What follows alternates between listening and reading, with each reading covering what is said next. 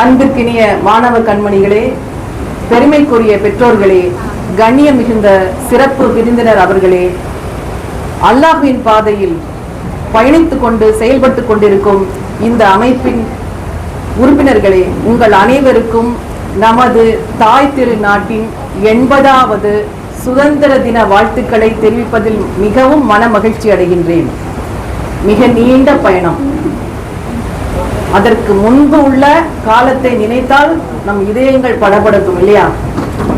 பல லட்சக்கணக்கான மனிதர்களின் தியாகத்தின் நிழலில் நாம் இன்று சுவாசித்துக் கொண்டிருக்கிறோம். ஓகே, குழந்தைங்க என்ன பாக்குறீங்க? உங்க மனசுல என்ன தோணுது? சுதந்திர தினம் அப்படின்னு என்ன தோணுது? மகிழ்ச்சியா இருக்கா? வந்ததுதான் வந்துச்சு. இந்த சுதந்திர தினம் ஒரு வெள்ளிக்கிழமையா வரக்கூடாதா? ஒரு விடுமுறை நாளாவது கிடைச்சிருக்கும். உண்மைதானே? சரி, அதாவது பரவாயில்ல. இன்னைக்கும் எங்களை கூட்டு வச்சு வகுப்பு எடுக்கிறீங்களே, இதெல்லாம் ஒரு நியாயமா? தோணுதில்ல? தப்பு இல்லை. ஒரு அம்மா ஒரு குழந்தைய விளையாட விடுவாங்க. அந்த குழந்தை ஜாலியா விளையாடிட்டு இருக்கும். அந்த குழந்தைக்கு எந்த ஒரு ஆபத்தும் இல்லைன்னா அம்மா என்ன செஞ்சுக்க மாட்டாங்க?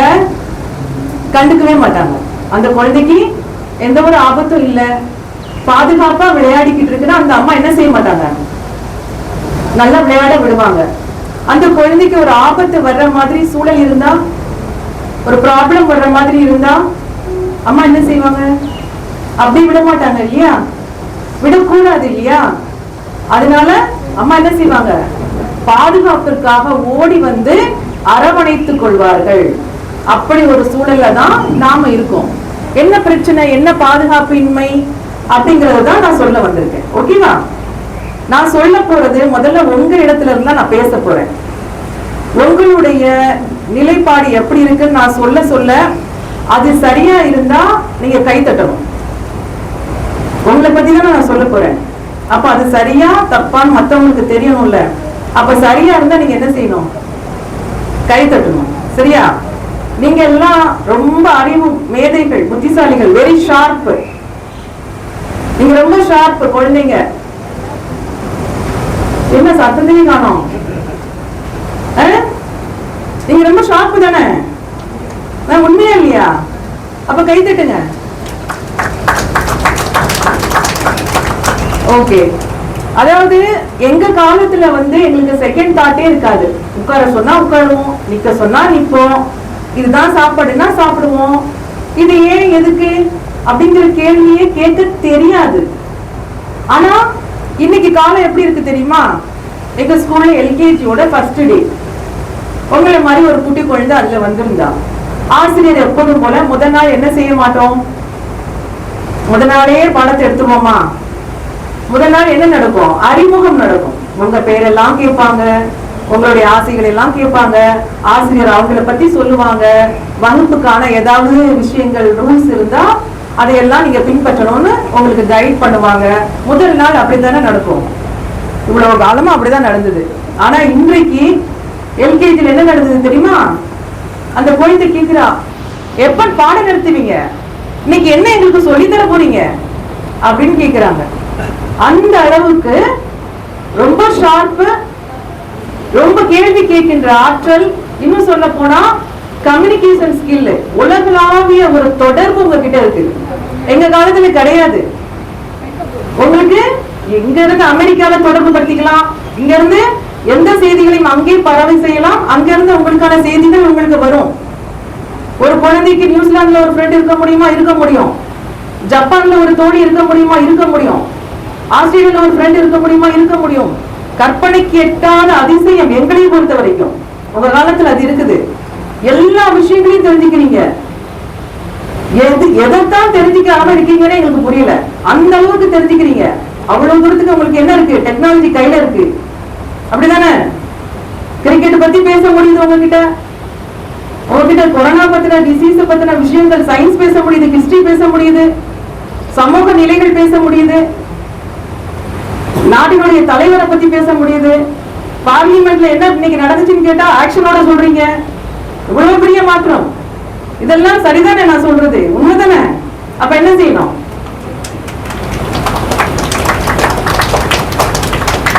ரொம்ப ஷார்ப் நீங்க, அதனால கற்கின்ற ஆற்றல், லேர்னிங் கேப்பபிள் ரொம்ப இருக்கு, ஹை லெவல்ல இருக்கு. எங்க காலத்துல இருந்த ஆசிரியர் சொன்னாங்க இல்லையா, எங்க காலத்துல இருந்த படிப்பு போல இல்ல.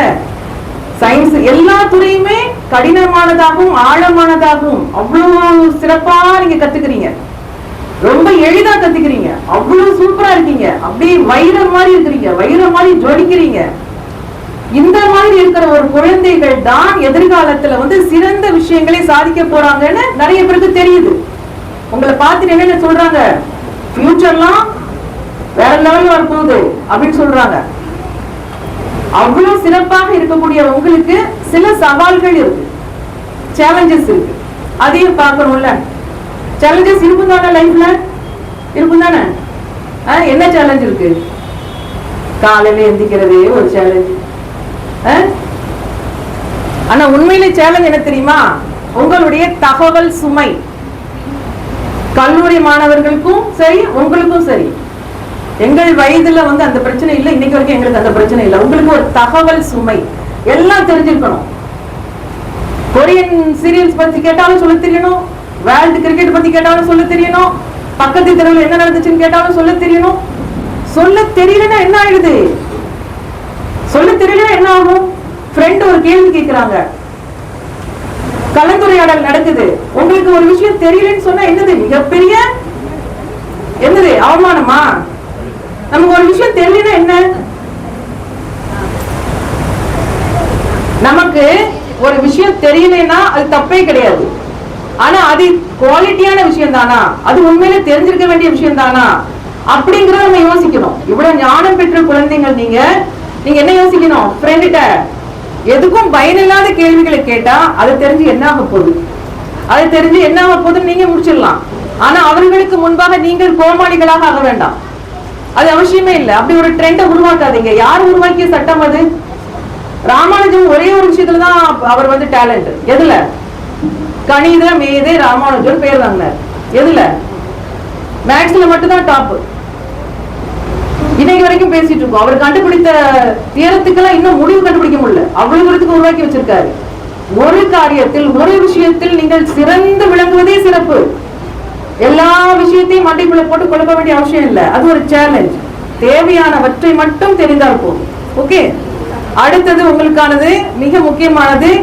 இந்த ஸ்க்ரோல் பண்ணி என்ன ஆயிடுச்சுன்னா, ஒரு இலக்கை நோக்கிய பயணம். எது உங்களுடைய ஏம்ங்கிறத அது மறைக்கிறது. நிறைய ஸ்கிரீனை போட்டு மூடி இருந்தா பின்னால என்ன இருக்குன்னு தெரியாது.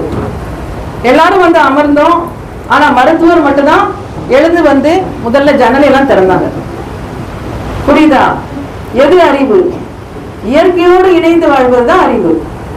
அப்போ உங்களுடைய நோக்கம் எதுவாக இருக்கணும் அப்படின்னா, உங்களுக்கான இலக்கு எது, அந்த இலக்கை நோக்கி நம்ம போகணும்னா எப்படி நம்ம பயணம் பண்ணணும், எதெல்லாம் எடுத்துட்டு போகணும். இப்ப நம்ம ஊட்டிக்கு போகணும் அப்படின்னு முடிவு பண்றோம். ஊட்டிக்கு போயிருக்கீங்களா? ஒரு இடத்துக்கு போவீங்களா? பிக்னிக் போயிருக்கீங்களா? சில்ட்ரன் பார்க்குக்கு போவீங்க. அப்ப எப்படி போவீங்க? நேரா போய் இறங்கிடுவீங்களா? இல்ல அதுல வந்து சாப்பிடறதுக்கான பொருள், அதுல ஏதாவது விளையாடுறதுக்கான பொருள் எதையாவது தேடி எடுத்துட்டு போவீங்களா? அதுக்காக ப்ரிப்பேர் ஆவீங்க தானே? அதுக்காக நல்ல உடை எடுத்துப்பீங்க, நல்ல ட்ரெஸ் பண்ணிப்பீங்க இல்லையா? இந்த ப்ரிப்பரேஷன் எப்படி தோணுது? அங்க போறோம்னு தெரிஞ்சா தானே தோணுது. நம்ம பீச்சுக்கு போறோம் அப்படின்னு தெரிஞ்சு அதுக்கான செருப்பு போடுவோம். பீச்சுக்கு ஷூ போட்டு போலாமா? ஸ்கூல் யூனிஃபார்ம் போட்டு போலாமா? ஸ்கூல் பேக்கை தூக்கிட்டு போலாமா? கூடாது. பீச்சுக்குன்னு நம்ம ப்ரிப்பேர் ஆகிறதுக்கு என்னென்ன தேவையோ அதெல்லாம் தானே எடுத்துட்டு போறோம். ஏன் நம்ம அப்படி செய்யறோம்னா, பீச்சுக்கு போறோம்னு நமக்கு தெரிஞ்சிருச்சு இல்லையா? எங்க போறோன்னே தெரியலன்னா நம்ம எப்படி தயார்படுத்திக்க முடியும் நம்மள? அப்ப நம்ம என்னவா ஆக போறோம்? டாக்டர் ஆக போறோமா? டீச்சர் ஆக போறோமா? என்ஜினியர் ஆக போறோமா? பெரிய சயின்டிஸ்ட் ஆக போறோமா? முதல்ல நம்ம அதை தெரிஞ்சுக்கணும் இல்லையா? அப்புறம் தான் அதுக்கு என்னெல்லாம் தெரிஞ்சுக்கணும், எப்படிலாம் படிக்கணும் அப்படின்னு நம்ம முடிவு செய்ய முடியும். ஓகேவா? அப்ப நம்ம முதல்ல இலக்கை தெரிஞ்சுக்கணும். நம்ம இலக்கு எதுன்னு ஃப்ரெண்டுக்கு தெரியாது, நம்ம இலக்கு எதுன்னு சொல்லிட்டு ஏதோ ஒரு ஆசிரியருக்கு தெரியாது. உன்னுடைய இலக்கு யாருக்கு தெரியும்? உன்னுடைய ஏன், நீ யார் ஆக போறேன்னு யாருக்கு தெரியும்? உனக்கு தான். Very good, super. அதான் சொன்னேன், நீங்க வைரம் போன்றவர்கள். உங்களுக்கு தெரியும் நீங்க யாரா வர முடியும், யாரா வந்தா உங்களுக்கு அதெல்லாம் செய்ய முடியும், அந்த சிறந்த தொழிலா நீங்க இருக்க முடியும்னு உங்களுக்கு தெரியும். அதை நீங்க என்ன செய்யணும், நீங்க தான் கண்டுபிடிக்கணும். அப்ப அதுக்கு என்னெல்லாம் படிக்கணும், அதுலதான் நீங்க அதை நோக்கிதான் நீங்க நகரணும். சரியா? அப்ப இலக்கு சரியா இருந்தா நம்ம அதுக்கு ரெடி ஆயிடலாம். இந்த டிஜிட்டல் ரீதியா வந்து உங்களுக்கு எப்படி இருக்குன்னா, நிறைய தகவல்கள் கிடைக்குது, அதுல எப்பவும் தொடர்புலயே இருக்கிறோம். உங்களை மட்டும் இல்ல, நாங்களும் இப்ப இப்படி மாறிட்டோம். ஒரு மொபைல் இல்லைன்னா ஒண்ணுமே வேலை எடுக்க மாட்டேங்குது. ஒரு நிகழ்வுக்கு வர்றதுக்கு அதுல வந்து பதிவிட வேண்டி இருக்குது, பதில் சொல்ல வேண்டி இருக்குது, வந்துட்டீங்களான்னு கேட்க வேண்டி இருக்குது. எல்லா தகவலுக்கும் ஒரு கைபேசி தேவை இருக்கிற மாதிரி உங்களுக்கும் அது தேவைப்படுது. அதோடு இணைந்தே இருக்கிறோம். ஒரு மொபைலோ ஒரு ஊடகமோ நம்மளை விட்டு அதுவும் பிரிய மாட்டேங்குது, அதை விட்டு நம்மளாலையும் பிரிய முடியல. சரி, ஓகே, தப்பு இல்லை. உலகம் மாற மாற சில மாற்றங்கள் நடக்கத்தான் செய்யும். ஆனால் அதில் நாம் எதை கொண்டு, எந்த அறிவை கொண்டு நம்ம சிறந்து விளங்குறோம் அப்படிங்கறத பார்க்கணும். இந்த டிஜிட்டலுக்கு முன்னாடி இருந்த ஒரு தலைமுறை எதில் இதே மாதிரி நெருங்கி இருந்தாங்க தெரியுமா? ஆன்மீகத்தில் மிக அதிகமாக அல்லாஹ்வுடனும் குர்ஆனுடனும் அவர்கள் நெருங்கி இருந்தாங்க. அவர்களால் அதை விட்டு பிரிய முடியாது, அந்த குர்ஆனும் அவர்களை விட்டு விலகாது. அப்படி ஒரு தலைமுறை இருந்துச்சு. ஆனா அந்த தலைமுறை வந்து எப்படி கூறப்படுது இப்போ? அதெல்லாம் பழமைவாதம், அதெல்லாம் ஓல்டு ட்ரெண்ட், என்ன ஒரு அப்டேட்டே இல்ல, நீ என்ன பழச பத்தி பேசுற அப்படின்லாம் சொல்றாங்க. புரியுதா? இன்னைக்கு கொடி ஏற்றணும், சிறந்த சிறப்பு விருந்தினர்கள்லாம் இருக்கும் பொழுது, இவ்வளவு நிறைய ஆண்கள் இருக்கும் பொழுது, நான் ஒரு பெண் என்ன வந்து கொடியேற்ற சொன்னாங்க. இது வந்து இன்னைக்கு நடந்த மாற்றமா? இன்னைக்கு உலகம் இதை சொல்லுது. பெண் சமத்துவம், பெண்ணுக்கு உரிமை கொடுக்கணும்னு இன்னைக்கு சொல்லுது உலகம். ஆனால் 1400 ஆண்டுகளுக்கு முன்பு யார் சொல்லிட்டா? அல்லாஹ்வும் குர்ஆனும் திருத்தூதரும் சொல்லிட்டாங்க. ஆனா இன்னைக்குதான் அதெல்லாம் நிரூபிச்சிட்டு இருக்காங்க, அதெல்லாம் கொண்டு வந்துட்டு இருக்காங்க. ஆனா என்ன கற்பிக்கப்படுகிறது? குர்ஆன் பழமைவாதம் கற்பிக்கப்படுகிறது. இது பொருந்துமா? நாம் என்றோ உருவாக்கிய சட்டங்களை மெதுமெதுவாக இவர்கள் அவிழ்த்து கொண்டிருக்கும் பொழுது நம்ம பற்றி என்ன சொல்றாங்க? நம்ம பழமைவாதிகள், அந்த காலத்தில் உள்ளதை இவங்க இன்னைக்கு பேசிட்டு இருக்காங்க, இது எப்படி பொருந்தும் சொல்றாங்க. அப்ப நம்மை சிந்தனை ரீதியாக என்ன செய்யறாங்க? நம்மளை குழப்ப பண்றாங்க, சிந்திக்க விடாமல் குழப்ப பண்றாங்க. ஒரு விஷயத்த நான் உங்கள்கிட்ட சொல்றேன், நீங்க அறிவாளி அறிவாளி அறிவாளின்னு சொல்லிட்டே இருந்தா என்ன செய்வீங்க? நீங்க நம்புவீங்க. நீங்க ரொம்ப அறிவாளின்னு சொன்னா என்ன செய்வீங்க? நம்புவீங்க. பெற்றோர்களுக்கு நாம் என்ன சொல்கிறோமோ அது குழந்தை நம்பிவிடும். அதனால நம்மளுடைய வார்த்தைகள் சிறந்ததாக இருக்கணும். அப்ப நாம எதை கேட்கணும்? நல்லதை மட்டும் தான் கேட்கணும். ஏன்னா நம்ம அதை நம்புறோம்ல, அதனால என்ன செய்யணும்? நல்லதை மட்டும் தான் கேட்கணும், தீயதை கேட்கவே கூடாது. உங்களை பார்த்தா எனக்கு என்ன தோணுதுன்னா, ஒரு மான் கூட்டங்கள் போன்று தோணுது. காட்டுல மான் கூட்டங்கள் எல்லாம் பார்த்துருக்கீங்களா? காட்டுல போய் பார்க்க முடியாது, டிவில பார்த்துருக்கீங்களா? மான் கூட்டமா நிக்கும், பார்த்துருக்கீங்களா? மான் திடீர்னு ஓடும். ஏன்? ஏதாவது ஒரு அனிமல் அட்டாக் பண்ண வரும். Yes, very good. அப்போ இந்த மான் கூட்டங்கள் மாதிரி நாம இருக்கணும். மான் வந்து என்ன செய்யாது? ஃபன் பண்ணிட்டு ஜாலியா இருக்கலாம்ல, அப்படிதானே? இப்ப வந்து ஃபன்ங்கிறது தான் உங்களுடைய மிகப்பெரிய டார்கெட்டு. எங்க காலத்துல வந்து நடந்து போயிட்டு இருக்கும் போது எங்களுடைய தோழி கீழே விழுந்துட்டா நாங்க என்ன செய்வோம் தெரியுமா?